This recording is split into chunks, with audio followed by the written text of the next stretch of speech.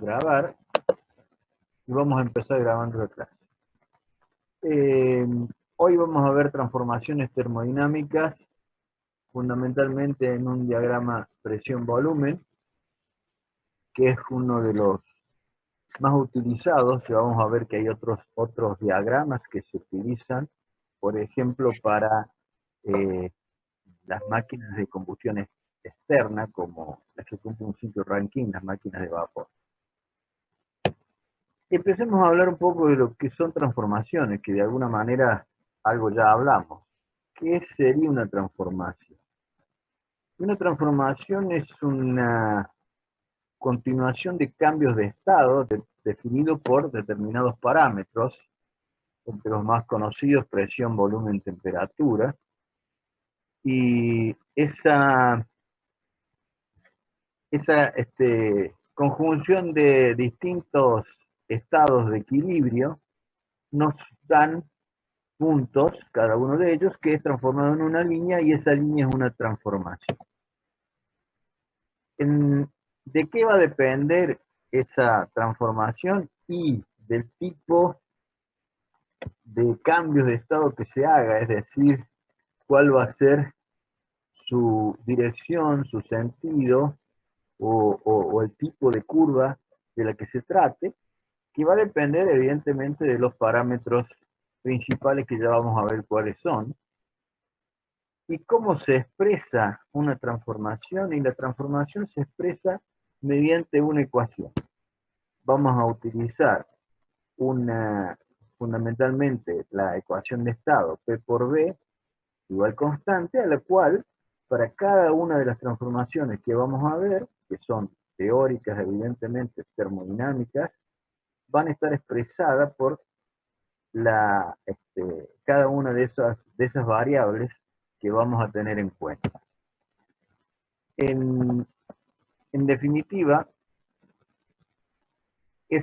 una transformación que se va a transformar en una línea con distintos estados de equilibrio, va a depender de variables o funciones como la presión, el volumen específico, temperatura, el calor aportado en esa transformación, si lo hubiera, la entropía, que los otros días vimos, creo que era una entropía, la entropía, y la entalpía. Este es un término nuevo que ya vamos a ver específicamente, pero que de alguna manera representa la cantidad de calor o la energía en forma de calor que tenemos en cada uno de esos puntos.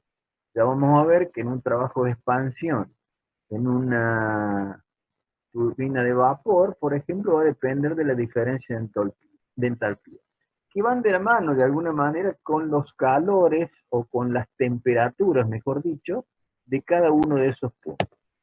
Eso lo vamos a ver específicamente como tal. Durante el dictado de termodinámica vamos a utilizar distintos diagramas. Uno es el que venimos viendo, presión-volumen, que también se conoce como diagrama de Clapeyron, que al representar un trabajo mecánico se dice que también se lo denomina como diagrama mecánico, y fundamentalmente, como recién decíamos, representa un trabajo termodinámico. Otro de los que vamos a utilizar, diagramas, es el temperatura-entropía. Se lo llama entrópico, por esto de la entropía, donde más que nada nos va a permitir observar cuál es la variación térmica o la energía térmica que vamos teniendo en cuenta en un proceso. Ese diagrama también se lo llama diagrama térmico, y está representado por el área del diagrama, esa cantidad de energía. Fundamentalmente vamos a depender, o vamos a determinar la cantidad de calor puesta en juego en un ciclo termodinámico.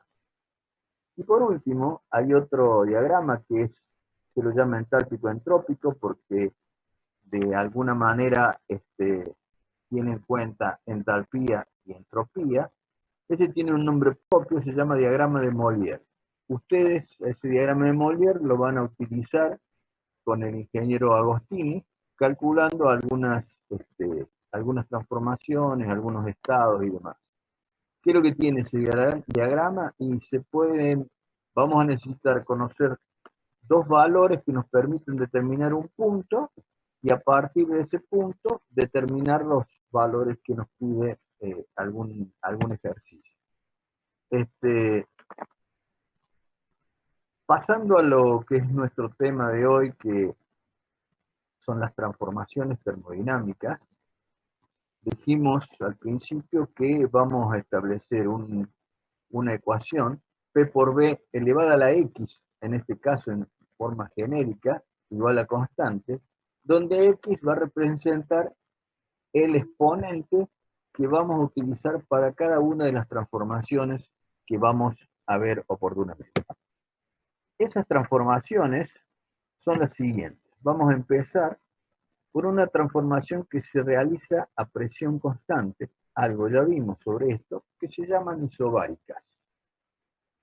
Si nosotros tenemos un diagrama presión-volumen, evidentemente que la presión constante va a ser una línea horizontal, cuyo exponente va a ser 0, o sea que vamos a tener P por B a la 0, cualquier número elevado a la 0 es 1, o sea que B va a ser igual a 1, por eso P por B igual constante.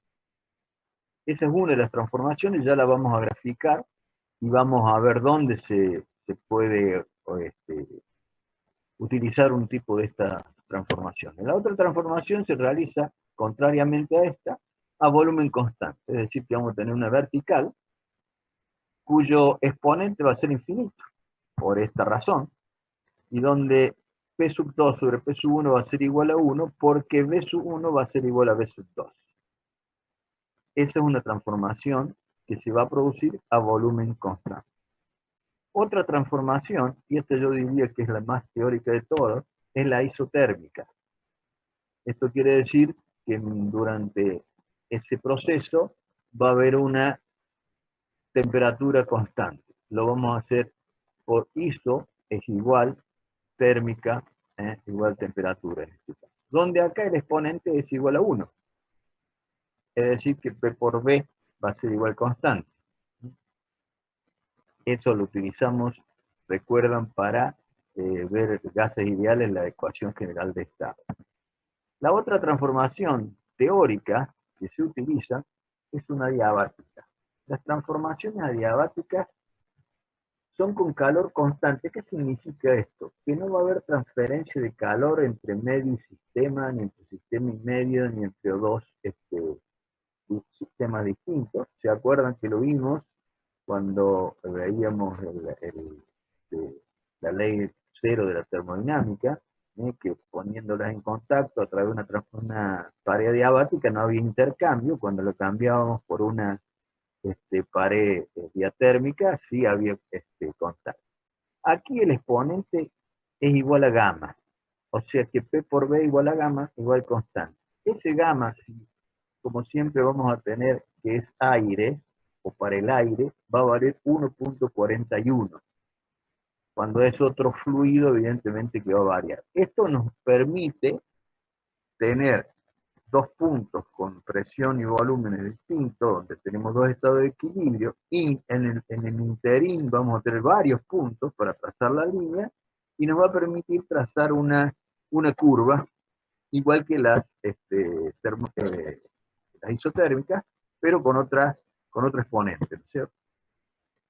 Y vamos a hablar de una transformación que se conoce como politrópica. Estas transformaciones politrópicas ocurren en las máquinas reales, es decir, que no es termodinámicamente hablando o teóricamente hablando la que se utiliza. ¿Qué es lo que diríamos que es una politrópica o cómo representaríamos una politrópica? Y es que diría con un adiabatismo parcial, se lo llama, donde X ahora va a ser N. Ese valor de N va a ser menor que la diabática. ¿Por qué? Porque acá vamos a considerar pérdidas de calor en un proceso debido a el intercambio de calor que existe. Por ejemplo, ya lo vamos a ver específicamente, pero Si ustedes ponen un motor en marcha de un vehículo, de un automóvil, y bueno, se produce una combustión dentro del sistema cilindro-pistón, pero no toda la energía queda ahí, sino que si ustedes arriban la mano, evidentemente que está a otra temperatura, es porque hay una transferencia de calor. Es decir, que la compresión y la expansión de ese proceso, hay un intercambio de calor entre fluido y medio primero y entre medio y fluido primero y entre fluido y el medio después. Ya la vamos a ver cómo es esa curva y cómo se diferencia de la isotérmica y de las adiabáticas. ¿Alguna pregunta hasta acá? Seguimos entonces. Decíamos que íbamos a ver las distintas transformaciones termodinámicas en diagramas presión-volumen, que ahí lo tenemos. Y la primera que habíamos enunciado es una transformación isobárica.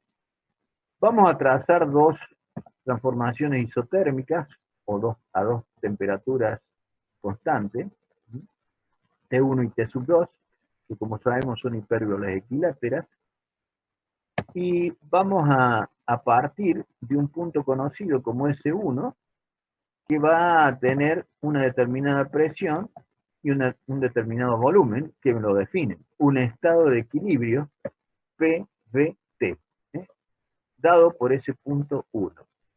Si nosotros buscamos, evidentemente que vamos a tener que trazar un horizontal, dijimos, y vamos a ir hasta un volumen como este, ese punto, nuevo punto que lo vamos a llamar 2, va a estar definido por un volumen 2 y una presión 2 que va a ser igual a P1 porque dijimos que es isobárico.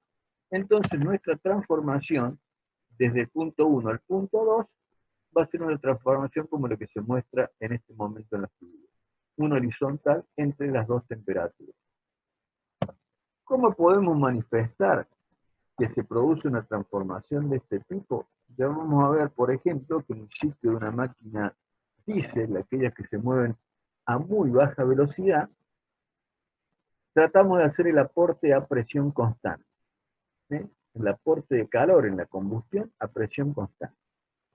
¿Cómo tendría que hacer el proceso para que, mientras haya un aumento de volumen, y yo entregue calor, o nosotros entreguemos calor a una determinada máquina, en este caso a un cilindro, ¿cómo hacemos para mantener la presión constante? Y el proceso va a tener que ser muy, muy lento. Por eso, a este ciclo, o a esta forma de admitir o de entregar calor, se lo hacen motores muy lentos, aquellos motores de barco, si me permiten la onomatopeya serían los que hacen blum, blum, blum, blum, porque si nosotros vamos rápidamente variando el volumen, aumentando el volumen, evidentemente que vamos a tener una caída de presión. Para que eso no ocurra, ese sería un ejemplo de una transformación isobárica. Ahora vamos al otro extremo en una transformación isócora. O isócora, perdón, antes vamos a un tema.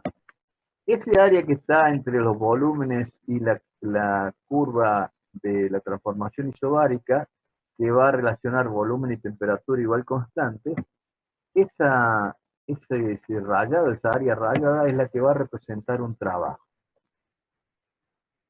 ¿Por qué digo esto? Porque ahora vamos a ver en una transformación isobárica a qué es igual el calor, a qué es igual el trabajo y a qué es igual la variación de energía interna. En este caso, el calor estaría definido por una cantidad, que puede ser una masa o peso de algún fluido o de algún sistema, por el calor específico a presión constante de el fluido que evoluciona o el gas que evoluciona entre esas dos temperaturas final e inicial. Esa sería la cantidad de calor que tengo que poner en juego o que pongo en juego para llegar a esa otra condición de equilibrio. En cuanto al trabajo, el trabajo acá, la presión es constante, va a depender de las variaciones de volumen. Evidentemente, si es mayor la presión y entrego la misma cantidad de calor, me voy a ir un punto a una temperatura mayor a la de T2 que estamos mostrando ahora. Y eso va a hacer que dependa de esas variaciones de volumen. Y en cuanto a la variación de energía interna, o para que haya variación de energía interna, tiene que haber una variación de temperaturas, es igual a del calor aportado. Aquí lo estamos viendo en este cuadro que estamos mostrando. Esos serían básicamente las tres condiciones, las tres causas que necesitamos calcular para determinar distintos estados de equilibrio o cómo se realiza una transformación. En el caso del isócora o isocora, vamos a trazar también dos curvas de distinta temperatura, pueden ser las mismas que hemos trazado, evidentemente ahí están copiadas, pero ahora, ¿cómo vamos a definir esta transformación? Y acá vamos a tener un volumen al cual se va a hacer esa transformación, ya vamos a poner un ejemplo, y va a haber una diferencia de presiones entre el inicio y el final, dado por los puntos 1 y el punto 2. Como esa transformación es a volumen constante, vamos a hacer una transformación de este tipo. Quiere decir, supongamos, un recipiente cerrado donde le agregamos calor. Va a aumentar la presión y no va a aumentar el volumen. En el caso de un motor de combustión interna, ya que hablamos de un sistema cilindro-pistón, sería el pistón con el punto muerto superior. Este volumen B sub 1 sería el volumen de la cámara de combustión, donde teóricamente y termodinámicamente hablamos, hacemos un aporte de calor a volumen constante. Sería un aporte de calor a volumen constante. ¿Qué logramos con eso? Y bueno, al aportar calor, vamos a aumentar la temperatura, pero a su vez va a aumentar la presión. Es decir, que podemos hasta llegar a decir que es una compresión a volumen constante. Esta transformación relaciona presión y temperatura, es decir, dice que P y T igual constante. Si hacemos un cuadro similar a la de las isobáricas, ¿qué vamos a tener? Que el calor en este caso va a tomar una ecuación muy similar a la de las isobáricas, pero vamos a cambiar el calor específico y en vez de poner la presión constante, vamos a poner el calor específico a volumen. Y el trabajo termodinámico aquí va a ser igual a 0, porque no hay variación de volumen. Y la variación de energía interna va a tomar la misma ecuación que la del calor, porque va a depender, de alguna manera, esa variación de energía interna de la cantidad de calor que hagamos a volumen constante. Espero que se haya entendido. Pasamos a otra transformación, que sería la isotérmica. Como les dije, a mi entender es como que fuera la más teórica de todas.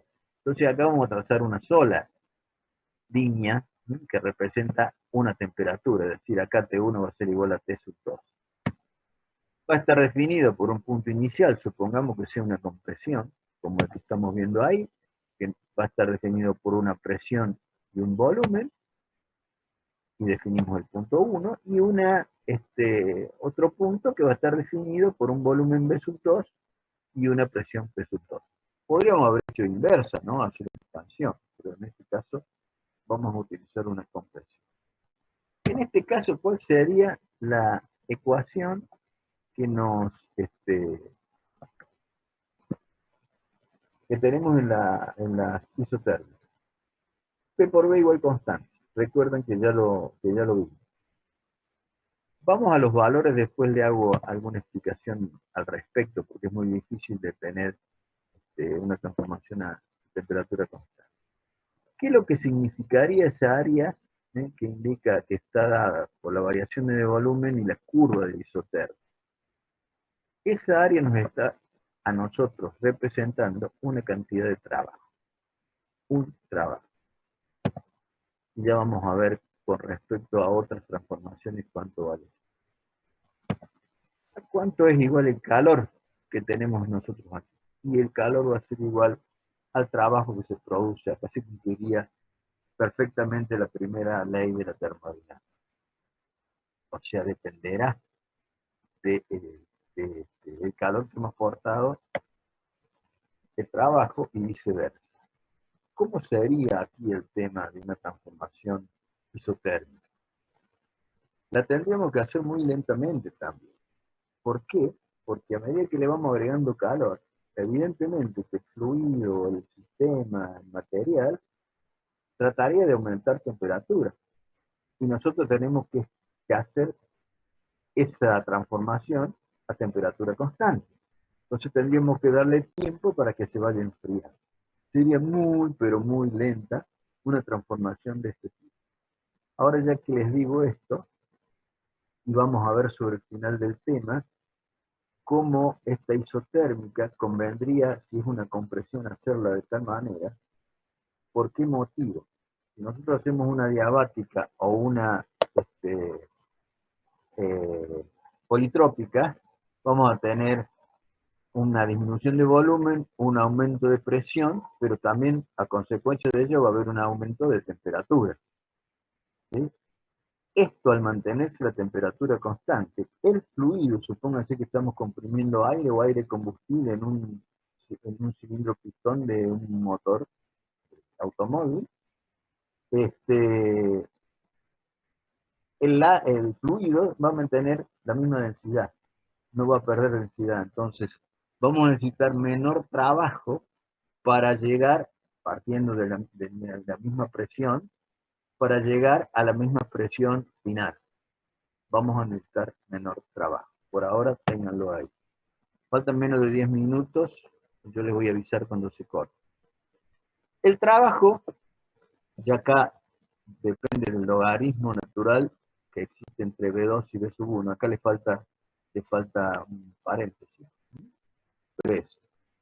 Trabajo es masa, cantidad de fluido, R, que es la constante del gas de que se trate, de temperatura, logaritmo natural de la diferencia de volúmenes B2 y B1, o sea, final e inicial.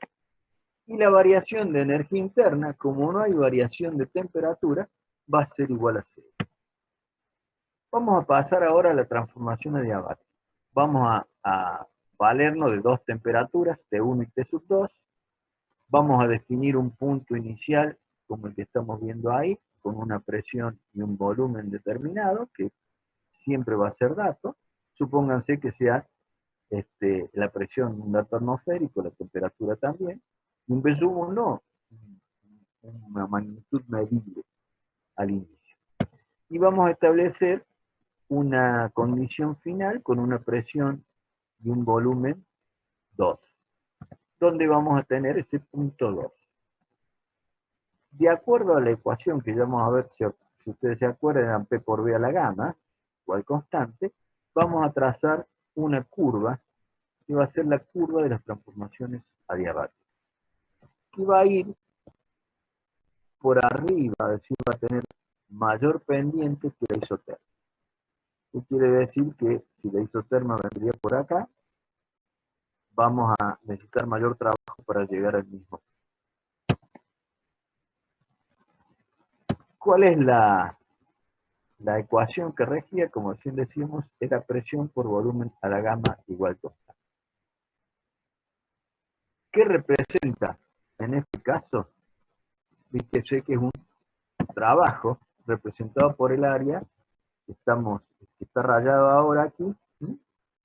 Y va a depender de la transformación adiabática y los volúmenes inicial y final. Va a estar dentro de eso. Y ahora, las ecuaciones de calor, de trabajo y de energía interna va a ser lo siguiente.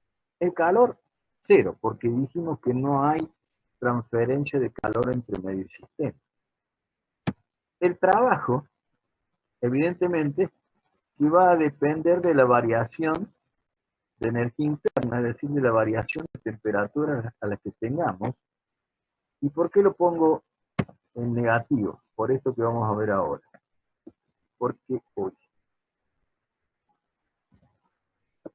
Porque la variación de energía interna toma este valor. O sea, que la cantidad de trabajo que vamos a lograr va a depender de esa variación de energía interna. Y si es una compresión, necesitamos realizar un trabajo. Por último, y antes que se me acabe el tiempo, vamos a ver la transformación politrópica. La transformación politrópica decía que depende del grado de adiabaticidad que tenga, y vamos a suponer que esa es la curva de una politrópica, para lo cual vamos a tener que definir un punto inicial y un punto final, con presiones y con volúmenes distintos.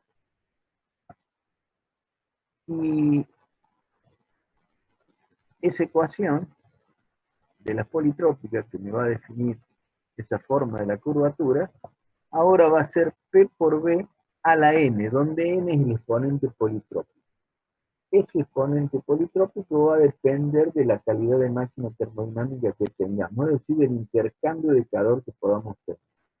A tal punto que es distinta, por ejemplo, en un motor alternativo de combustión interna, ese exponente es distinto entre compresión y expansión. ¿Por qué? Porque en una de ellas va a haber mayor transferencia de calor que en el otro. Eso lo vamos a ver cuando veamos los ciclos.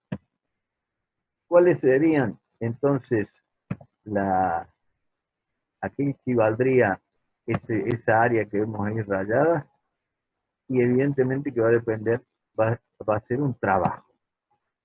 La ecuación de la adiabática ahora se va a transformar en P1 por V1 a la N igual a P2 por V2 a la N. Si lo hacemos en forma logarítmica, toma esa ecuación que vemos a continuación, no nos vamos a poner a verlo matemáticamente, operamos, la idea es llegar a qué vale N, vemos que es la diferencia logarítmica entre P1 y P2, es presión inicial y presión final, y el logaritmo del volumen final y volumen inicial. Si ahora nosotros hacemos y tenemos en cuenta de que C sub P menos C sub B igual a R, eso ya lo van a ver a cómo se determina, por más que estén tabulados, y que gamma es igual a la relación entre el calor específico, presión constante y volumen constante, y es mayor que 1 porque C sub P es mayor siempre que C sub B, vamos a ver cómo se determina gamma. El ingeniero Sánchez les va a explicar ese tema, o yo mismo, y vemos acá cómo relacionamos este cuadrito, ténganlo en cuenta, ¿eh? Simplemente están de alguna manera, este N en realidad era M, que por razones de espacio le puse M para que entrara, esa es la verdad de la cuestión. Entonces ustedes acá están relacionando calor, trabajo y variación de entalpía para las 4 transformaciones teóricas que fueron motivos de estudio de esta clase. Si nosotros decíamos que la curva politrópica, la isotérmica y la diabática tienen formas distintas y pendientes distintas a partir de un determinado punto. Esto lo acabo de hacer como para mostrarles a ustedes cómo varían, vamos a suponer que sean compresiones, como en un sistema presión-volumen de Clapeyron podemos poner todas las transformaciones que hemos visto en un solo diagrama. Por ejemplo, la isobárica sería una horizontal, la isócora una vertical, y luego vamos a trazar una diabática, en ese color más claro, y vamos a trazar una isotérmica en color negro. Como la politrópica no es, o hay intercambio de calor, su exponente, recuerden que el exponente de la isotérmica y de la diabática eran distintas, la curva politrópica iría, disculpen, por el medio, en ese color medio ocre que ven ahí. Si nosotros tuviéramos una misma presión final, vemos que si este trabajo que realizamos para partir de un punto y comprimir hasta el otro, el menor trabajo lo hace una transformación isotérmica, que era lo que recién decía. Este valor va a estar intermedio. ¿Qué es lo que pasa cuando hacemos un ciclo? Y si partimos de un sistema cilindro-pistón, comprimimos con una diabática, cuando comprimimos con una politrópica desde el mismo punto, es decir, con intercambio de calor, vamos a llegar al mismo volumen mínimo, B sub 2, vamos a llegar con una politrópica a menor valor de la diabática. Se está por cortar, así que yo voy a cortar en este momento.